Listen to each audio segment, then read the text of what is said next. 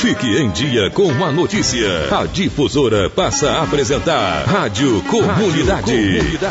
O mais completo programa de entrevistas e debates. Rádio Comunidade. 12:03, boa tarde. Nós estamos chegando, hoje é quinta-feira, 17 do mês de novembro, ano de 2016. Uma excelente tarde para todos que nos acompanham, uma excelente quinta-feira, agradecendo desde já o carinho da sua audiência. Você que nos acompanha nos 560 kHz, para nós é sempre um prazer termos este encontro contigo aqui através das ondas da Difusora. E você que nos acompanha através da internet, Brasil, mundo afora, no difusoranews.com.br. Também para nós é um prazer, viu? Podermos nos encontrar sempre no início das tardes aqui da Difusora 560, que logo, né, vai deixar aí essa numeração e essa sintonia 560, né? E nós vamos transferirmos o nosso sinal para frequência modulada, ou seja, para FM, é a famosa migração, né? Mas podem ficar tranquilos, viu? Nada assim de tipo, nossa, amanhã você liga o rádio aí e não encontra mais, né? Não tem nada disso. Tudo vai ser de forma bem explicada e tal, para que você possa ter aí o acesso à nossa programação, à nossa grade de programação, como acontece agora aqui nos 560. E aliás, mesmo no processo de migração, você vai ter a oportunidade também de acompanhar o nosso sinal nos 560 kHz durante um tempo, né? Até para que você se habitue a sintonizar a Difusora tão logo na frequência 95,3 MHz. É o que nós estaremos nos próximos meses, né, transferindo aí o nosso som e o nosso sinal. Mas podem ficar tranquilos, viu? Nada de que você deita num dia, no outro procura e não tenha mais o sinal. Vai ser tudo explicadinho para que você acompanhe e sintonize como agora nos 560, a frequência também na onda do FM, tá bom? 12:05, estamos chegando com Rádio Comunidade. Bom, ontem eu disse que nós estaremos hoje abordando aqui a questão do câncer de próstata, inclusive uma ação que está sendo encampada por parte do Hospital do Câncer de Patrocínio, Dr. José Figueiredo. Nós não estaremos hoje falando sobre esse assunto aqui no Rádio Comunidade, né? Devido aí a uma agenda médica, né? O profissional que estaria conosco, que é o Dr. Lucas Neto Ferreira, médico urologista, ele não pôde estar conosco hoje, e então nós deixamos essa entrevista para que você possa acompanhar ao longo aqui da nossa programação, né? Então você vai ter a oportunidade de ouvi-lo durante as programações que nós temos aqui na Difusora no dia de hoje, bem como no dia de amanhã também, sendo entrevistado aí pelos nossos companheiros do Departamento de Jornalismo.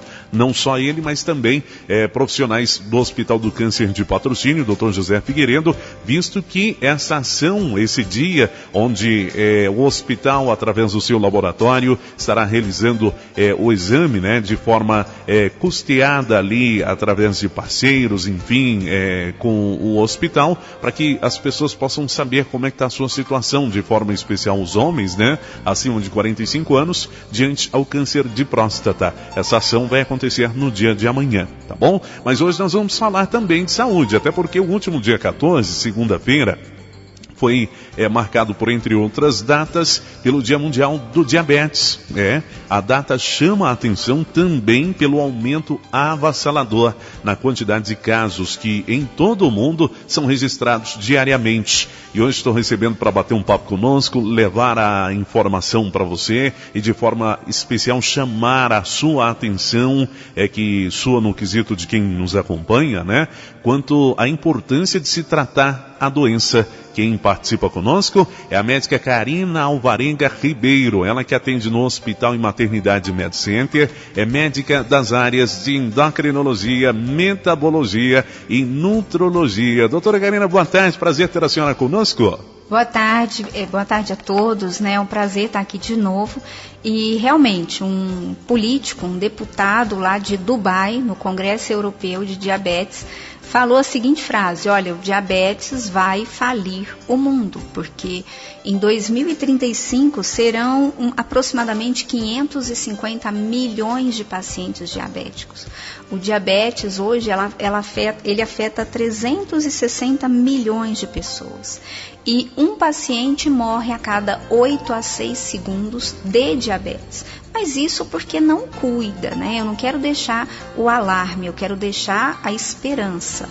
Se a gente cuidar, nós não teremos um fim trágico. Então a gente pode dizer que o diabetes é uma doença grave se não tratado. É uma doença grave se não tratada porque geram várias outras doenças, inclusive cardiovasculares, aumenta a mortalidade. Por outro lado, nós temos hoje uma tecnologia muito avançada e medicamentos muito modernos que vão poupar a vida do paciente e melhorar a qualidade de vida do mesmo. Doutor, o que dizer de um diagnóstico mais precoce? O diagnóstico precoce ele é importantíssimo, porque, só para fazer um parêntese, né, nós temos hoje medicamentos que revertem o pré-diabetes.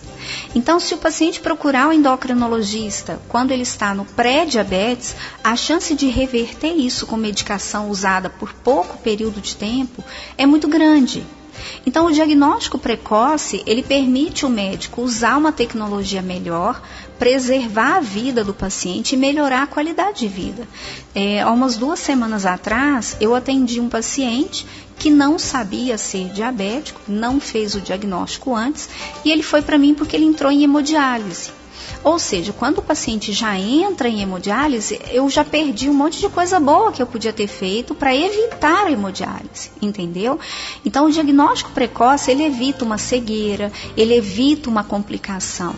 Por isso é importante não ter medo, mas sim coragem. Né? Coragem para fazer o diagnóstico. A senhora fala medo e tal, as pessoas geralmente têm medo do diagnóstico porque tem medo de ter que usar a insulina. Tem gente só de falar o nome insulina, já tipo os mais tradicionais, para dizer os mais antigos, né, já batem na madeira, tipo, opa, não quero nem ouvir falar nisso, é como se falasse em câncer, coisa do tipo. Assim que se descobre o diabetes, a pessoa já tem que usar insulina? Como é que funciona isso? Na maioria das vezes não, porque a maior parte dos diagnósticos de diabetes é diabetes tipo 2. Agora entra naquela questão do diagnóstico precoce que a gente acabou de falar. Quanto mais precoce, menos remédio, menos chance de complicações e menor a chance de insulina. O paciente, ele bem tratado, o problema é que chega para o endocrinologista quando já não tratou adequadamente desde o início. Então, isso dói o nosso coração, porque eu tenho uma gama de remédios novos para usar e remédios bons que não vão encaminhar o paciente para insulina. Mas quando chega para o endocrinologista, o paciente já passou por vários médicos que às vezes não instituíram o tratamento adequado, e aí ele chega para mim tendo que usar insulina. Então tem que chegar para mim mais cedo, tem que chegar para o endocrinologista para que a gente possa ajudar esse paciente mais precoce. Ora, doutora, o tratamento ele requer uma dieta rigorosa e outras mudanças na vida da pessoa. Isso também causa um medo, não? Então, na verdade, hoje o diabético ele pode comer de tudo se ele for bem orientado. Tá? É claro que todo ser humano, para ter uma vida adequada, ele tem que ser instituído, incluído num estilo de vida saudável. A gente precisa de atividade física, a gente precisa de alimentação saudável, mas hoje o paciente diabético pode comer bolo de aniversário, pode comer doce, pode comer pizza, lasanha, se ele fizer a alimentação chamada contagem de carboidrato. Eu vou dar um curso de contagem de carboidrato em Patos de Minas no dia 22 de novembro, às 14 horas, para todas as nutricionistas da região. Então, eu peço os pacientes diabéticos que convidem as suas nutricionistas para aprender essa estratégia nutricional, para que depois eles possam se beneficiar, porque ela vai ensinar cada um dos pacientes a comer de tudo. Hoje, com a contagem de carboidrato, não existe uma dieta restrita. Hoje o paciente pode se alimentar de tudo. Ora, bom que a senhora disse aí, nutricionistas. São aqueles que têm uma nutricionista que o acompanha, né? Porque de repente a pessoa escutou, não, escutei a doutora Karina falando lá na difusora que eu sou um paciente diabético, mas eu posso comer de tudo. Tem que ter acompanhamento, né, doutora? É uma dieta programada, a gente vai inserir na vida do paciente aquilo que ele gosta. Mas não é comer de tudo em qualquer quantidade, sem uma orientação. É comer de tudo com orientação ou do endocrinologista ou da nutricionista. Agora, doutora, a senhora falou desse curso em Patos de Minas. Há necessidade de algum investimento? É aberto para todo mundo? Onde procurar para obter mais informações? é aberto a todos os profissionais de saúde. A partir do dia 16, vai estar um link no site da Unipam para fazer inscrição. Na verdade, o valor da inscrição é irrisório, é mesmo só para burocracias da universidade, para pagar os custeios, né? Eu realmente estou lá de forma voluntária e é muito barato, vale a pena. Vale a pena toda a região, as nutricionistas da região procurarem para fazer. É um curso teórico prático, então dá para pegar a mão. Eu vou levar casos clínicos. Elas vão sair sabendo fazer contagem de carboidrato. Por aquela pergunta que eu sei que muita gente que está nos ouvindo agora pode estar se fazendo, né? Tipo, como é que eu sei se eu tenho ou não um tipo de diabetes? Então, na verdade, mais da metade dos pacientes que têm diabetes não sabem que tem, porque é uma doença silenciosa. É uma doença que não dá sinais na maioria dos casos. Então, o que a gente aconselha ao paciente, e aproveita essa data do 14 de novembro, para fazerem um check-up e medir a glicemia uma vez ao ano, porque o diabetes ele não tem raça, ele não tem cor, ele não tem nível social, ele não faz diferença do magro e do gordo, todas as pessoas podem ter diabetes. Então todos, uma vez por ano, devem fazer um check-up e olhar os seus exames, principalmente o índice de Roma, que é um cálculo que a endocrinologista faz para saber se você tem uma tendência ou não e ser orientado sobre isso. O que eu posso fazer para ajudar são preços mais acessíveis para os pacientes nas consultas no mês de novembro. Aquele paciente que quer saber se tem diabetes, ele tem um desconto diferenciado da campanha do Dia Mundial do Diabetes.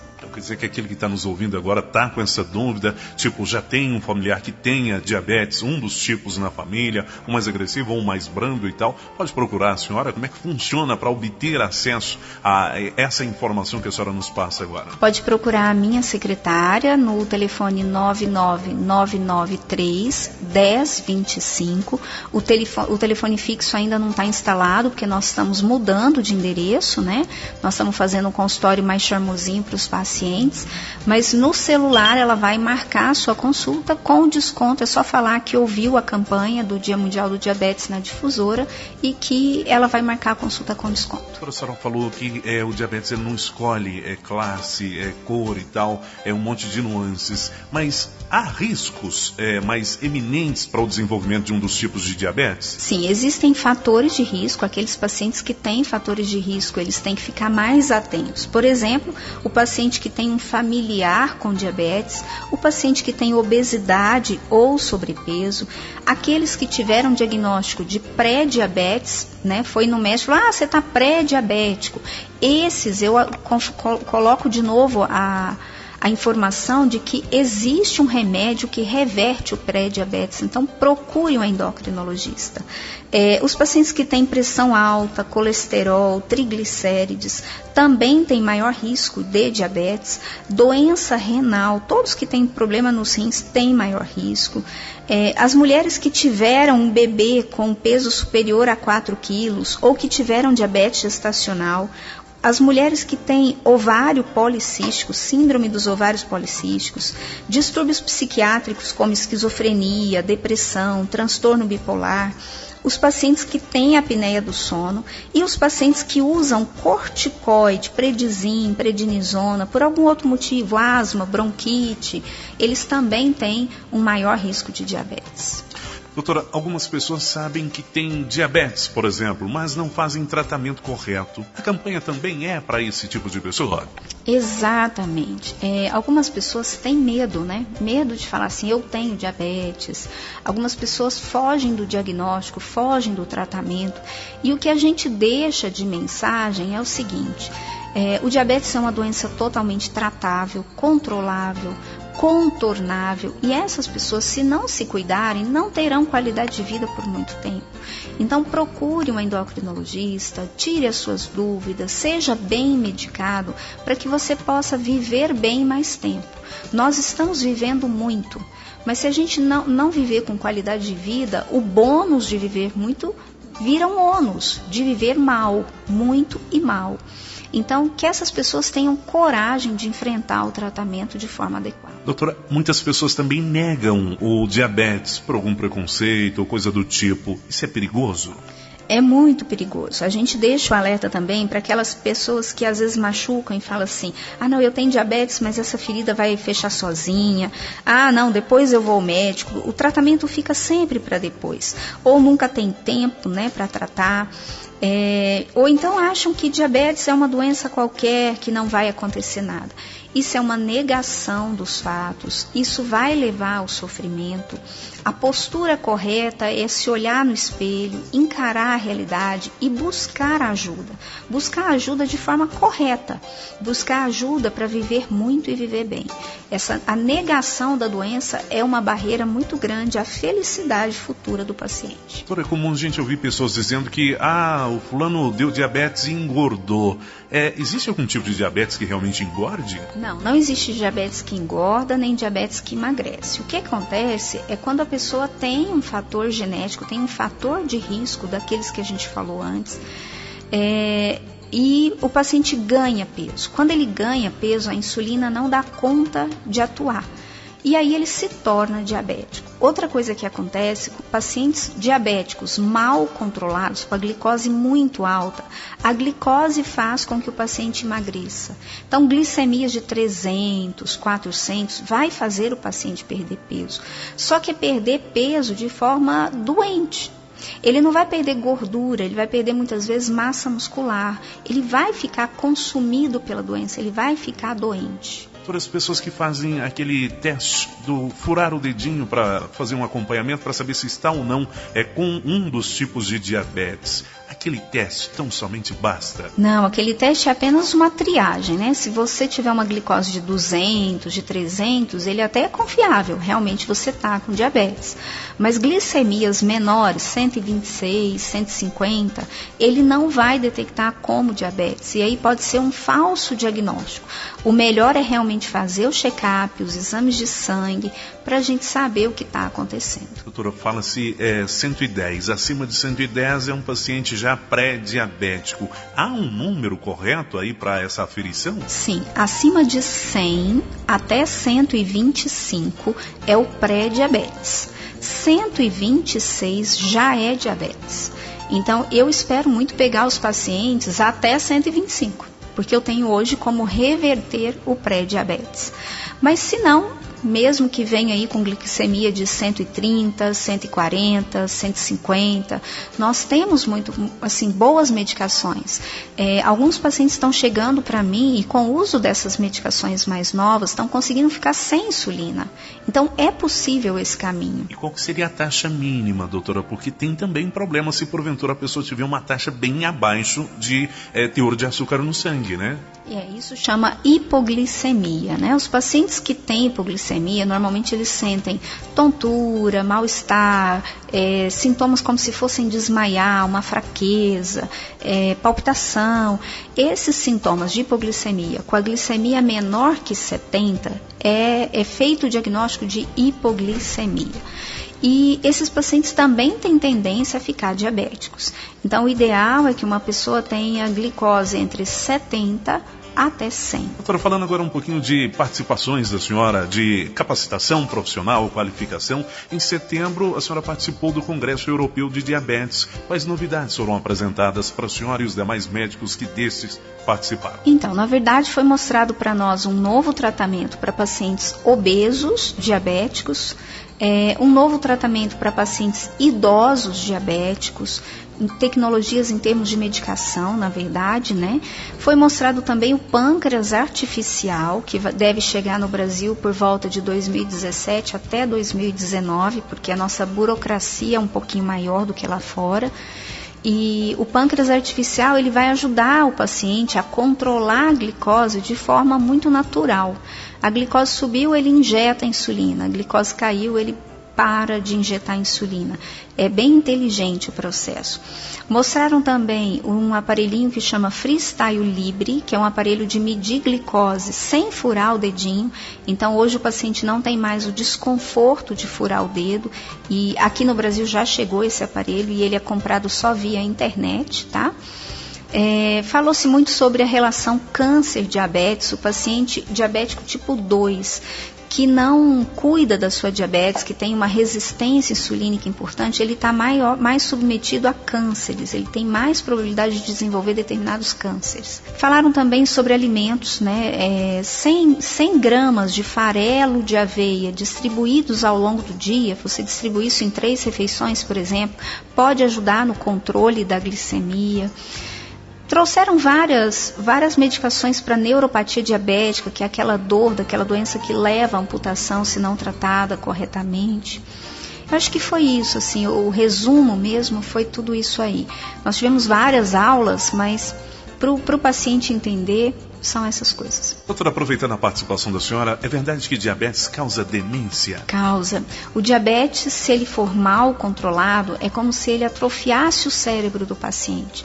E o paciente faz uma demência precoce, né? O que é essa demência? É quando o idoso vai ficando esquecido, vai ficando às vezes agressivo, esquecendo as coisas, trocando, não sabe onde que mora. Então, isso pode acontecer de forma precoce naqueles pacientes que não cuidam do seu diabetes. A senhora falou agora há pouco sobre neuropatia diabética. O que é isso, doutora? E como que a pessoa pode prevenir, se é possível? É possível sim. Neuropatia diabética é quando o diabetes alto, ele vai como se ele fosse enferrujando os nervos, para o público entender, né? Ele vai estragando os nervos e começa uma dor muito grande em queimação nas pernas, pontada na sola do pé, dormência nos dedinhos do pé, às vezes até perda de toda a sensibilidade, não sente nada no pé e nos dedos. E essa doença, se ela não for tratada de forma adequada, ela leva a amputações. Então, a gente ouviu também no Congresso Europeu, na Alemanha, falando da união de 2 medicações, que é o ácido tióico e a pregabalina, que diminuem a dor e evitam a amputação. Então, é muito importante que o paciente que sente esses sintomas procure o endocrinologista para tratar de forma correta. E é prevenível, tem como prevenir. Se o paciente diabético evita oscilação, variabilidade da sua glicemia, o que é isso? Ele toma medicações ou insulina que uma hora a glicose está alta, outra hora a glicose está muito baixa. Eleva de uma vez, abaixa de uma vez, essa oscilação, ela causa neuropatia. Então, pede-se para que haja uma estabilidade da glicose. E hoje isso é possível. Doutora, é verdade que glicose alta afeta os rins? Sim. A glicemia alta, ao longo do tempo, ela vai causando lesões pequenas, imperceptíveis, não dá dor, viu, Zé? Eles têm mania de falar assim, doutora, mas o meu rim eu não sinto nada. Realmente, não vai sentir nada, tá? É imperceptível, é indolor, mas vai estragando os rins de forma que, de uma hora para outra, o paciente vai para hemodiálise. Então, a gente tem que controlar a glicose, tem que controlar a pressão, tem que combater a obesidade para não perder os rins. Doutora, como o diabetes afeta os olhos e o que o paciente pode sentir? É a mesma situação. O paciente não vai sentir nada. Ele fica cego da noite para o dia se ele não cuidar. O diabetes, ele estraga o fundo do olho. Então, o paciente não vai usar óculos, o paciente não vai ter dificuldade de enxergar, nada disso. De repente, ele tem uma hemorragia no fundo do olho e fica cego.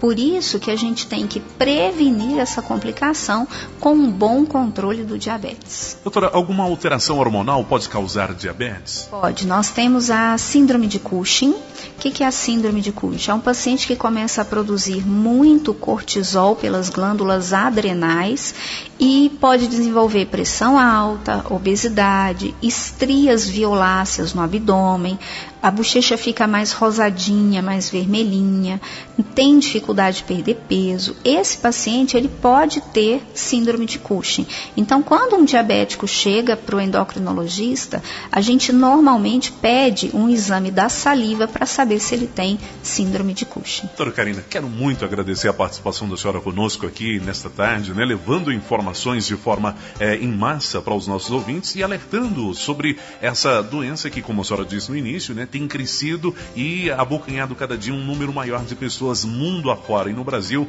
não é diferente, assim como aqui em Patrocínio também. Quero deixar esse espaço aqui para que a senhora fale sobre o diabetes. De antemão, muito obrigado. Eu gostaria de dizer para os pacientes que diabetes é só mais uma superação que a gente tem na vida. A vida, ela traz para nós várias superações, né? Cada um tem um problema a ser superado. E diabetes não é diferente.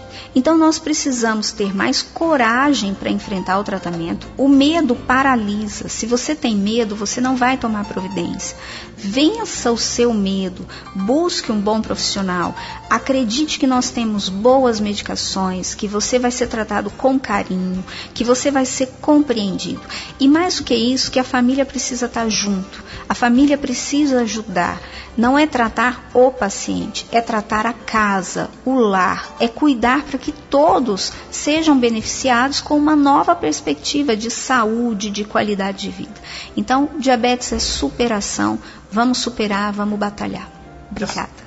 Bom, 12:29 agora. Bom, o programa Rádio Comunidade vai chegando ao seu fim, agradecendo então o carinho da sua audiência. A doutora está me falando aqui, ela a partir agora deste dia 26 deste mês, né? Ela vai estar atendendo lá na Clínica Teros, né? Ou seja, ela vai deixar o seu consultório ali no Hospital Med Center, mas o vínculo permanece, viu? Ela está me contando aqui que inclusive as pessoas que porventura necessitarem, né, de uma internação, aí sim o vínculo segue com o Hospital Med Center, mas a partir do próximo dia 26, ela estará na Clínica Teros e o telefone permanece o mesmo. Bom, um abraço a todos, fiquem todos com Deus, até amanhã. Vem aí o Jornal da Itatiaia.